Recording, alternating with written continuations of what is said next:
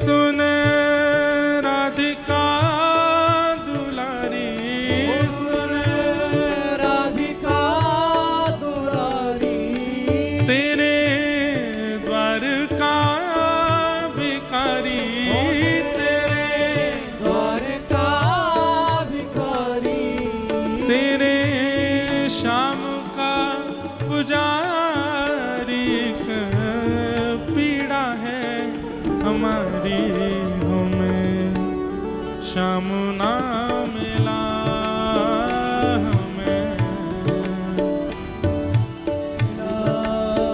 हमें श्याम ना मिला, हमें श्याम ना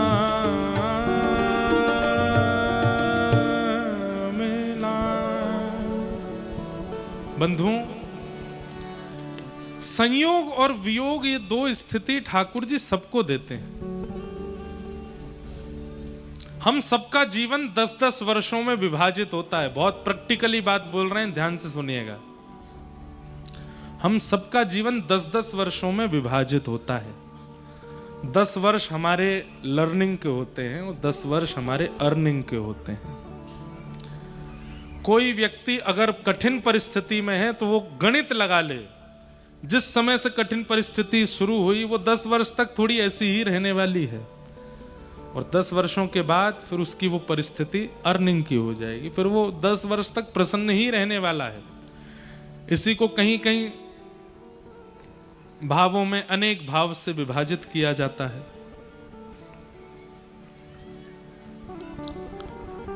श्री धर्मेंद्र सिंह लोधी जी मंत्री मध्य प्रदेश शासन के पधारे हैं। बहुत बहुत अभिनंदन, बहुत बहुत स्वागत।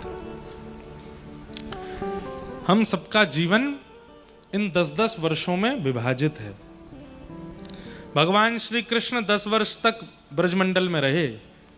11 वर्ष 56 दिन की आयु में, मतलब 11 वर्ष के होते ही 56वें दिन ठाकुर जी मथुरा चले गए, ब्रजवासियों को वियोग दे गए। संयोग और वियोग यह भी 10-10 वर्षों में ही रहता है। किसी के जीवन में उपलब्धियां 10 वर्षों में ही आ जाती, और फिर 10 वर्षों की उपलब्धियां उपलब्धि रहते हुए भी 10 वर्षों में कोई ना कोई कष्ट बना ही रहता है। शारीरिक हो, मानसिक हो, बौद्धिक हो, व्यवहारिक हो, पारिवारिक हो, ये चलता ही रहता है। इसलिए ज्यादा परेशान होना नहीं चाहिए। देता है कन्हई जिसे प्रेम की दशा, सब विधि लेता है उसकी परीक्षा। और ये परीक्षा के समय 10 वर्ष में आते हैं। बस उस परीक्षा की घड़ी में विचलित ना हो व्यक्ति, हार ना माने, व्यथित ना हो। और व्यथित कौन नहीं होता? आध्यात्मिक व्यक्ति व्यथित नहीं होता। ये बात आप अनुभव कर लेंगे। जब से आपके जीवन में आध्यात्मिकता आई होगी, तब से पहले के आप और उसके बाद के आप में बहुत अंतर हुआ होगा। और विशेष रूप से आपकी मनस्थिति पर। पहले आप सामान्य सी बात पर, पहले आपको क्रोध इस बात पे भी आ जाता था कि दाल में नमक क्यों नहीं है, और अब सूखी रोटी भी मिल जाती है तो कोई दिक्कत नहीं होती, खा लेते हैं। ये आध्यात्मिकता करती है आपके साथ। पहले इसलिए भी क्रोध आ जाता था, इसलिए भी मन विचलित हो जाता था कि हम सभा में गए, हमारा नाम नहीं बोला गया, हमसे पूछा नहीं गया, हमसे बैठने को नहीं कहा गया। और अब सभा में आपका नाम भी लिया जाता है तो आपको उससे प्रशंसा नहीं होती। आप सम हो गए हो, आध्यात्मिक आप बन रहे हो।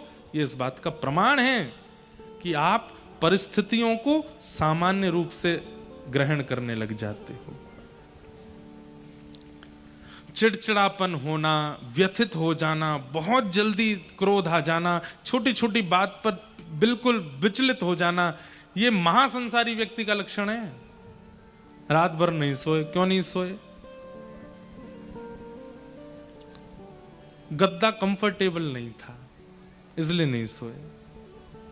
आध्यात्मिक व्यक्ति कंफर्ट जोन से बाहर चला जाता है।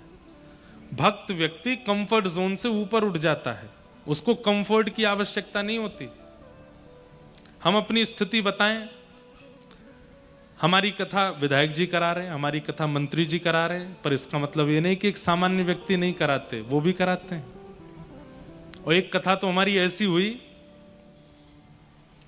सामान्य से पत्रकार जी ने कथा कराई अभी 1-1.5 साल पहले ही। तो मैं ट्रेन से गया था, जैसे ही हम स्टेशन पर उतरे तो घुटने तक हाफ निक्कर पहने यजमान जी आए लेने सुबह 3 बजे। हमने उनसे उतरते ही पूछा, मैंने कि कथा के आयोजक कौन है? हंसने लगे, मैं ही हूँ महाराज जी।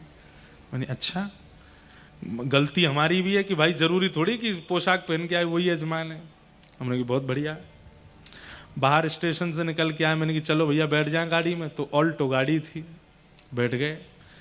सामान वामान आवे नहीं तो ऑटो करने पड़े, सब में सामान धर के वहां तक पहुंचा। तो हमने उनसे रास्ते में पूछा, मैंने कि कथा बता बढ़िया से हो जाएगी? गलती हमारी, हम अपनी गलती बता रहे हैं, हम क्यों आकलन कर रहे हैं उनकी गाड़ी से या उनके वस्त्र से? जरूरी है ऐसा? जब पहुंचे तो महाराज अद्भुत कथा हुई, हजारों की तादाद में भीड़ आती थी। हमने 4-5वें दिन उन्होंने मुझसे निवेदन किया, महाराज जी हमारे घर चलेंगे प्रसाद पाने? हम कहीं और रुके थे। मैंने कहा आप यजमान हैं, आपके यहाँ तो चलेंगे। जब हम उनके घर गए तो घर पहुंचे तो 2 मंजिला घर था। तो जब नीचे प्रवेश किए तो लोग बाग, मैंने कहा आपके परिवार के? बोले नहीं नहीं महाराज जी, इनका घर है, हम इनके यहाँ किराए पे रहते हैं, 2 कमरे हैं ऊपर हमारे। मैंने कि सुनो 4 दिन हो गए हमारे पास, बैठो एक बात बताओ, इतना खर्चा हुआ कहां से आया? तो रो गए। महाराज जी अचानक से हमारे अकाउंट में 50 लाख रुपए आ गए, पता नहीं कहां से। सच बता रहे हैं, सुनिए बात सुनो। मैंने कहा हैं? फिर भी मुझे लगा बोल रहे होंगे ऐसे। बोले सच में महाराज जी, अपनी पासबुक वगैरह दिखाई, देखिए। तुम बोले मैं गया बैंक। मैंने कहा भैया ये इतने पैसा कहाँ से आए? तो उन्होंने कहा ये किसी ट्रस्ट के द्वारा ट्रांसफर हुए। तो बोले मैंने उस ट्रस्ट का नाम ही नहीं सुना। बोले भैया ये हमारे नहीं है, आप ये ट्रस्ट वाले कहीं और डाल रहे होंगे, हमारे में आ गए हैं। तो बैंक वालों ने कहा देखो, मैनेजर साहब बेचारे भले आदमी थे, उन्होंने कहा हम एक काम करते हैं, ट्रस्ट को मैसेज करवा देते हैं, फ़ोन करवा देते हैं कि आपके ऐसे पैसे यहाँ आए हैं, आप चाहो तो वापस विड्रॉ कर लो। 7 दिन का समय देते हैं, अगर विड्रॉ हो जाएंगे तो ठीक है, इंक्वायरी आएगी तो बता देंगे। बोले महाराज जी मैंने सोचा अगर 7 दिन में वापस नहीं गए तो? बोले घर के बच्चे बोले पिताजी घर बना लेंगे, गाड़ी खरीद लेंगे, ये करेंगे। बोले मेरे मन में रात्रि में स्वप्न जैसा ऐसा आभास हुआ कि किशोरी जी ने बिना परिश्रम के ये धन दिया है, हमारी मेहनत का तो है नहीं, क्यों ना इससे कृपा करके अपने परिवार के लिए और पूरे नगरवासियों के लिए हम कथा कराएंगे और 1 रुपया भी अपने लिए प्रयोग में नहीं लेंगे। आप विश्वास मानेंगे, अंतिम दिन वो मेरे पास आए और मुझसे आके बोले महाराज जी इतने लाख रुपए अभी बच गए हैं। मैंने कहा अरे तो आप किराए के मकान में रहते हो, हम आज्ञा दे रहे हैं एक छोटा घर बनवा लो। नहीं महाराज जी ये प्रयोग मैं अपने लिए नहीं कर सकता। मैंने कहा एक बड़ी गाड़ी ले लो। नहीं कर सकता। तो क्या ठाकुर जी की कृपा कब कहां किस पर होती है और वो उस कृपा को किस रूप में स्वीकार करता है, इससे भी पता चलता है कि व्यक्ति कैसा है। हमने भी फिर दक्षिणा ली नहीं उनसे। मैंने कहा हम भी फिर ऐसे, हमको ठाकुर जी उल्टा मारेंगे और कि भाई तुम ऐसी कथा की दक्षिणा लेते हो। तो कहने का अभिप्राय, हमको तो दोनों परिस्थिति मिलती हैं, श्रेष्ठ से श्रेष्ठ जन भी कथा कराते हैं, सामान्य भी करा लेते हैं। अब हम श्रेष्ठों के यहाँ इतना सम्मान पा लेते हैं कि सामान्य के यहाँ फिर उतना सम्मान नहीं मिला, वैसी गाड़ी नहीं मिली, वैसा प्रोटोकॉल नहीं मिला, तो मन में ही हो जाएगा अरे यार यहाँ तो कथा करने मन नहीं लग रहा है। नहीं, आध्यात्मिक व्यक्ति का यही लक्षण है कि चाहे उसको बड़ी से बड़ी उपलब्धि वाली स्थान मिले, चाहे सामान्य मिले, उसको सब जगह सम रहना है। हाँ, अब बात ऐसी है कि अब हम कथा करने कहीं जाते हैं, इतनी संख्या में भीड़ आएगी तो पंडाल तो बनाना पड़ेगा, वो व्यवस्था उसकी करनी पड़ेगी। आप कहो कि महाराज जी छोटा सा हॉल है 200 लोगों का, इसमें तो आपको ही दिक्कत हो जानी, इतनी भीड़ आ जाएगी, फिर क्या करोगे? वहां घटना घट जाएगी कोई। इसलिए अब ऐसा नियम बना लिया कि अब सब जगह नहीं जा पाते, उनसे पूछ लेते हैं भाई आपको थोड़ी व्यवस्था करनी पड़ेगी, जनता बहुत आएगी। तो इतना तो अभी बना लिया, बाकी मान सम्मान अपमान में सम रखना पड़ता है स्वयं को, और ये आप स्वयं से नहीं रख सकते। आध्यात्मिकता आपको सिखाती है सम रहना। चाहे सामान्य से घर में आप रहो, चाहे बहुत बड़े महल में आप रहो, आपके मन में वो गर्व ना आवे।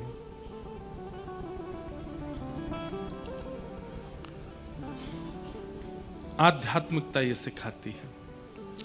गोपियों के बीच से ठाकुर जी अंतर ध्यान हो गए। किशोरी जी के बीच में पहुंच करके गोपियों ने गोपी गीत गाया। श्रीमद् भागवत का सबसे प्रिय गीत है ये, भगवान का प्राण है ये गीत। दो श्लोक हम गा देते हैं और फिर रास बिहार करके आज की कथा को विश्राम देंगे। जयति तेधिकं जन्मना व्रजः श्रयत इंदिरा सस्वदत्र हि दयितदृश्यता दीक्षुतावक स्त्वयि धृता सब स्वाम विचिन्वते शरदुदाशये साधुजात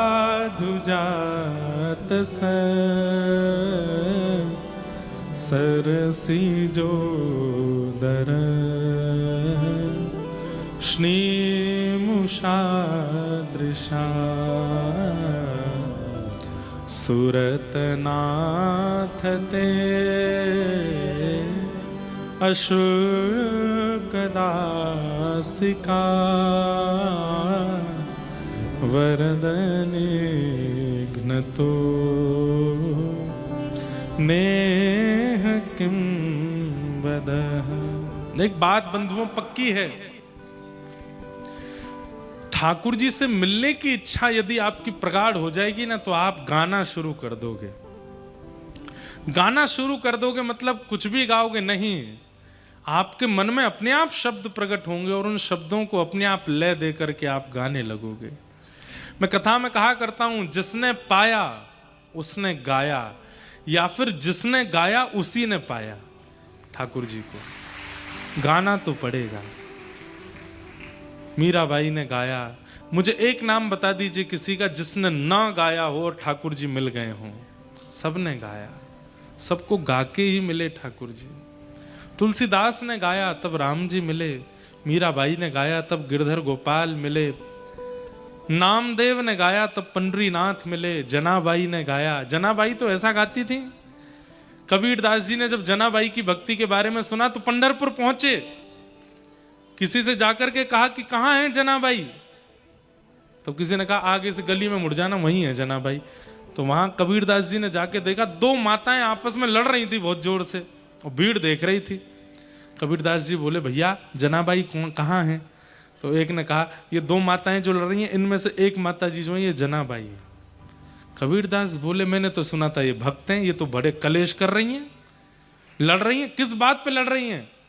बोले कंडे थापे थे बाहर घर के, तो कह रही हैं पड़ोस वाली इनके कंडे 2-4 कंडे उठा के ले गई, उस बात पे लड़ रही हैं। कबीरदास बोले तो महासंसारी हैं, गोबर के कंडे के पीछे कोई लड़ाई करता है? और किसी ने मुझे गलत बता दिया कि ये महाभक्त हैं। कैसी भक्त हैं? 4 कंडों के पीछे लड़ रही हैं। कबीरदास जी ने जाके जनाबाई से कहा आप परम भक्त हैं और 4 कंडों के लिए लड़ाई करना, इतना कलेश करना शोभा देता है? जनाबाई बोली मेरे कंडे सामान्य नहीं है। अरे वो 4 कंडे आपको दे तो रही है, ले लीजिए। बोले ये मेरे नहीं है, मेरे दूसरे कंडे हैं। बोले कंडों में भी अंतर होता है क्या? बोले हाँ। क्या अंतर है? बोले आप कंडे कान से लगा के सुनो, जिस कंडे से विट्ठल विट्ठल आवाज आए समझना वो मेरे कंडे हैं। सोचो, गोबर के ऊपले पर हाथ धर देती हैं जनाबाई तो वो भी विट्ठल विट्ठल गाने लगता है। कबीरदास कंडे कान से लगा रहे थे, कुछ आवाज नहीं आई, तभी एक कंडा आया, उस पर आता विट्ठल विट्ठल जय हरि विट्ठल। आहा, जैसी नाम सुना कबीरदास जी के नेत्र सजल हो गए। बोले मैया ये आपका कंडा है। कान, हाँ हाँ ये मेरा है, लाओ इधर दो। इन्हीं कंडों में प्रसाद बनेगा पंडरीनाथ का, क्योंकि कंडे भी विट्ठल विट्ठल गाते, इसलिए तो लड़ रही हूं, मेरे कंडे ले गई है जो विट्ठल गाते हैं। कबीरदास बोले मैं तो सोच रहा था कितना कलेश करती हैं, पर ये तो महाभक्त हैं, परम भक्त हैं।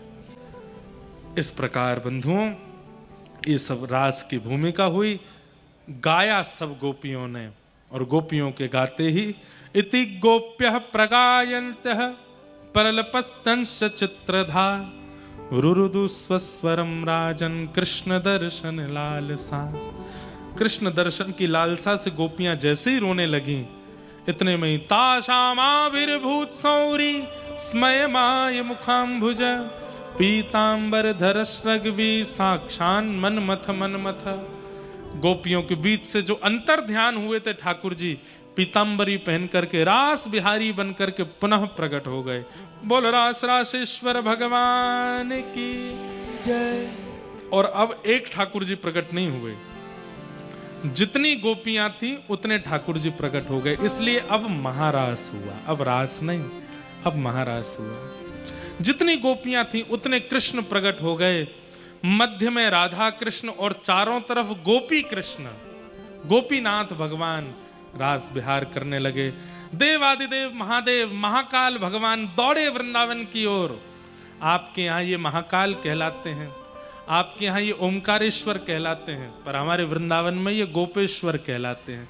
बोलो गोपेश्वर महादेव की। वृंदावन पहुंचे महादेव, गोपियों ने मार्ग रोक दिया। बोले कहाँ जा रहे हैं बाबा?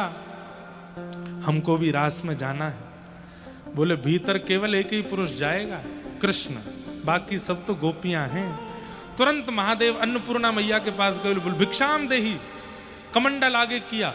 अन्नपूर्णा मैया जैसे ही भिक्षा में अन्न देने लगी, महादेव बोले आज अन्न की भिक्षा नहीं चाहिए, तो आपके श्रृंगार की भिक्षा दो। कानों में बिच्छू लटके थे, उतार के नीचे रख दिए। गले में सर्प था, सर्प को भी उतार दिया।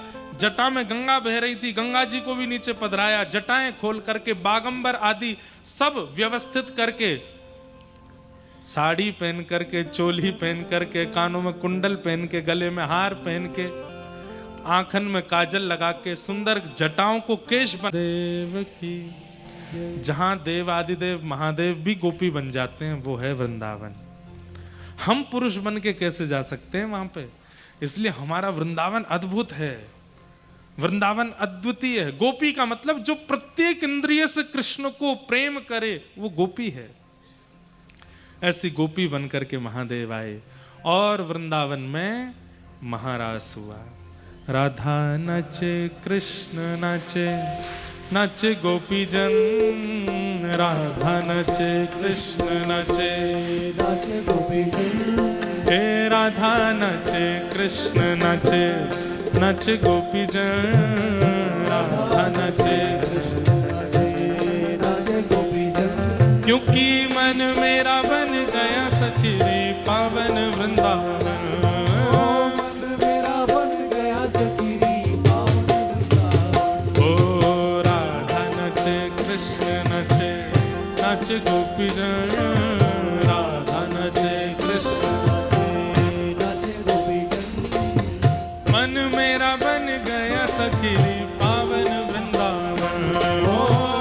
मेरा बन गया सखी रे पावन वृंदावन। ओ रास रचो है, रास रचो है, आज यमुना के नारे महारास रचो है। रास रचो है, रास रचो है, आज यमुना किनारे महारास रचो है। ओ रास रचो है, रास रचो है, आज यमुना के नारे महारास रचो है। रास रचो है, रास रचो है, आज यमुना किनारे महारास रचो है। हे चंद्र किरण सा श्याम सलोना, तो आंखें कजरारी। चंद्र किरण सा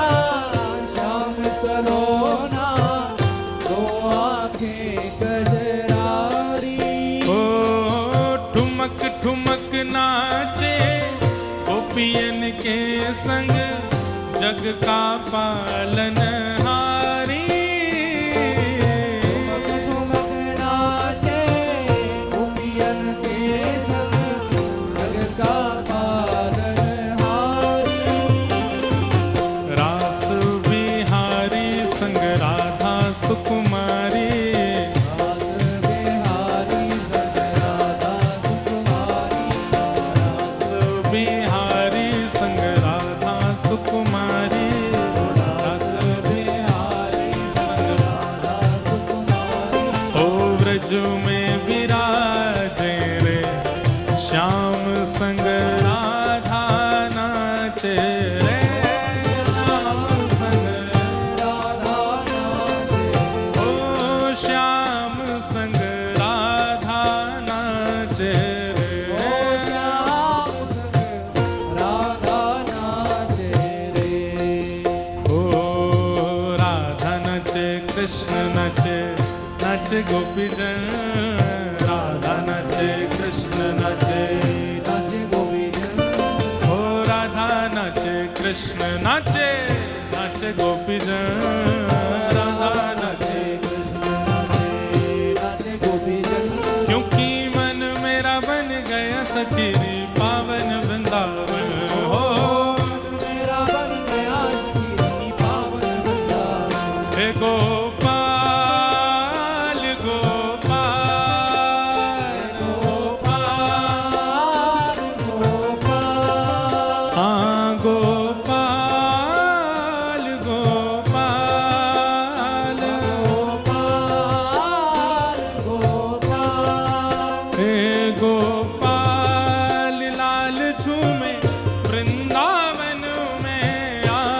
चलो चलो सखी चलो चलो सखी चलो चलो सखी देख आ मेरा बिहारी आज रे। लाल लाल चुमे वृंदावन में आज। चलो सखी देख आ रास बिहार। हे गोपाल लाल झूमे वृंदावन में आ। चलो चलो सखी हाँ चलो चलो सखी देख आवे रास बिहार आज रे। लाल लाल चुमे वृंदावन में आज। चलो सखी चलो सखी देख आ। बोलो रास राशेश्वर भगवान की।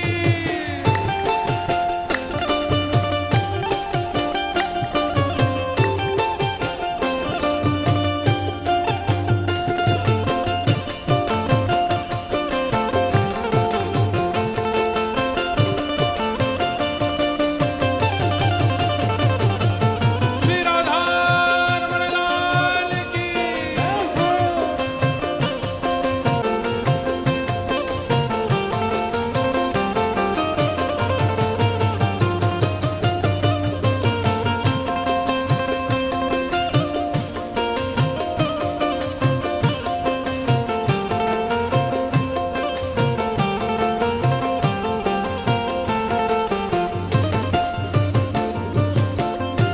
कोई कह रहे हैं कि महाराज जी आज आपने गिरिराज जी नीचे नहीं धरवाए। अरे धारण करवाए थे कि 7 दिन 7 रात्रि धारण करके फिर पधरा दिए, नीचे पधरा दिए।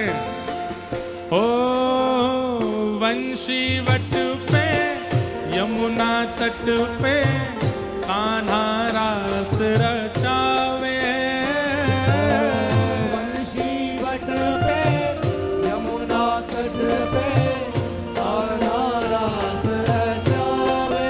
ओ वंशी वट पे यमुना तट पे कान्हा रास रचावे। वंशी वट पे यमुना तट पे कान्हा रास रचावे। ओ गोपी बन के शंकर आए गोपेश्वर कहलाए हो। गोपी बन के शंकर आए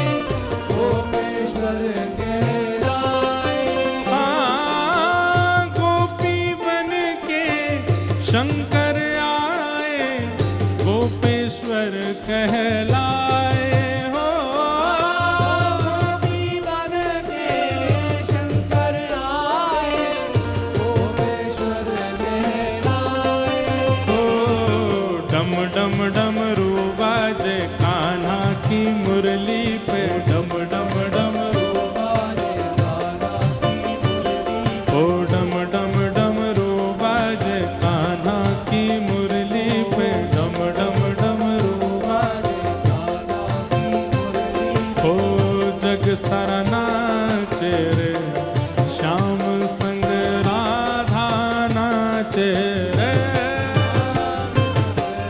राधा नाचे, ओ श्याम संग राधा नाचे रे, श्याम संग राधा नाचे, ओ करके इशारों बुलाए गई रे, करके इशारों बुलाए गई, करके इशारों बुलाए गई रे, इशारों बुलाए गई रे, कौन बरसाने की छोरी, राधा गोरी गोरी, बरसाने की छोरी, राधा गोरी गोरी, ओ जो कान्हा मेरो काम न जाने, जो कान्हा मेरो, काम न जाने, हाँ जो कान्हा मेरो काम न जाने, जो कान्हा काम न जाने, ओ जो कान्हा मेरो काम न जाने, कान्हा मेरो काम न जाने, हाँ जो कान्हा मेरो काम न जाने, कान्हा मेरो काम न जाने, ऊंचो बरसानो बताए गई रे, ऊंचो बरसानो बताए गई, कौन बरसाने की छोरी, राधा गोरी गोरी, बरसाने की छोरी, राधा गोरी, बोल वृषभानु दुलारी की।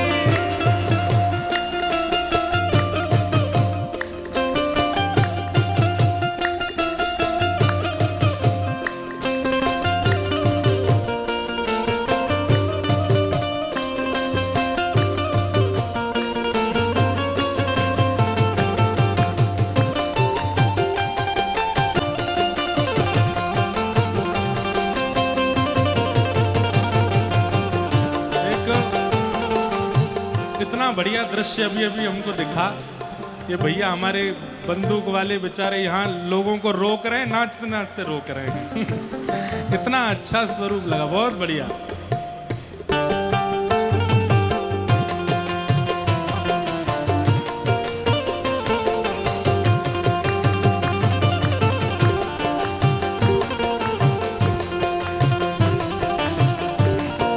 गाओ सब लोग। ओ जो कान्हा मेरो नाम न जाने, जो कान्हा मेरो नाम न जाने, ए जो कान्हा मेरो नाम न जाने, जो कान्हा मेरो नाम न जाने, ओ मेरो नाम न जाने, ओ मेरो नाम न जाने, ओ ये तो कछु नहीं जाने, ओ ये तो कछु नहीं जाने, ओ मेरो नाम न जाने,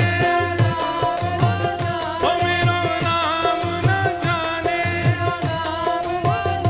ओ जो कान्हा मेरो नाम न जाने, जो कान्हा मेरो, ओ जो कान्हा मेरो नाम न जाने, ओ राधा रंगीली बताए गई रे, राधा रंगीली बताए गई, ओ राधा रंगीली बताए गई रे, राधा रंगीली बताए गई। कौन? हे राधा गोरी गोरी, बरसाने की छोरी,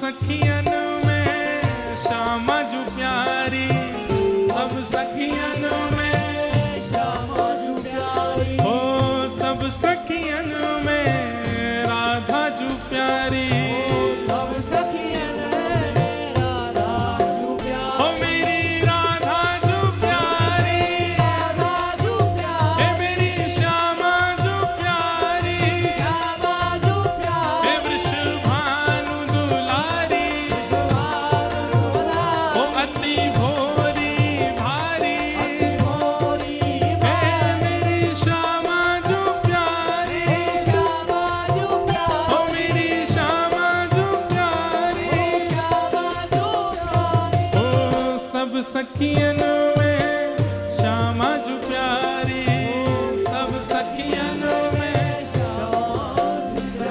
हाँ सब सखियन में श्यामा जो प्यारी, सब सखियन में श्यामा जो प्यारी, हो सब सखियन में श्यामा जो प्यारी, सब सखियन में, श्यामा जो प्यारी, वो तो मोहन के मन को लुभाए गई रे, मोहन के मन को लुभाए गई, हाँ हाँ मोहन के मन को लुभाए गई रे, मोहन के मन को लुभाए गई।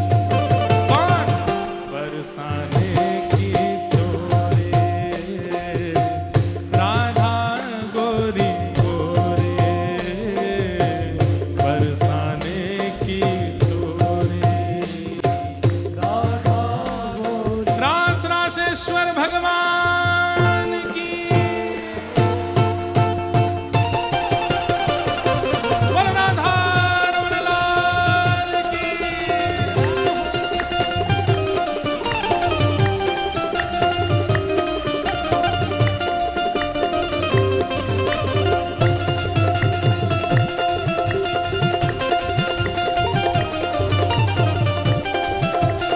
श्री राधा वल्लभ लाल की।